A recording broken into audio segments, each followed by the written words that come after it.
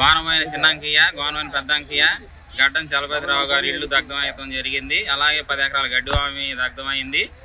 అలాగే చిన్నంకి గారి ఇంట్లో వాళ్ళు 10 గంటలకు పాలు పోయడం నిమిత్తం బాపట్ల వెళ్ళడం వల్ల ఇంట్లో ఎవరు లేని టైంలో జిఎస్ఎల్ మెడికల్ ఇన్స్టిట్యూషన్స్ మరియు కిమ్యూ ఇంటర్నేషనల్ యూనివర్సిటీ భాగస్వామ్యంతో ఇండియన్ అలైన్డ్ ఎంబీబీఎస్ కోర్స్ అడ్మిషన్లు అందిస్తోంది నియో.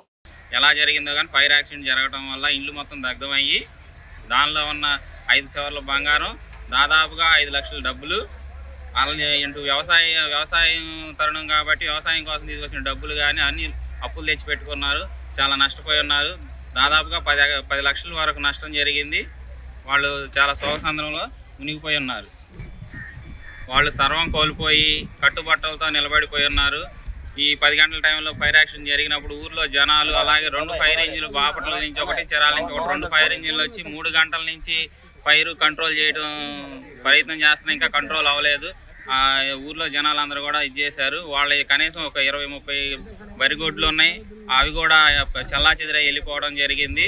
వాళ్ళు ఏమీ లేకుండా నిరుత్సాహులై ఉన్నారు. అధికారులు స్పందించి వాళ్ళకి సాయం చేయాలని కోరుకుంటున్నాం. అలాగే ఎమ్మెల్యే గారు కానీ ప్రభుత్వం వారు వాళ్ళు స్పందించి వాళ్ళకి న్యాయం చేయాల్సిందిగా కోరుతున్నాం.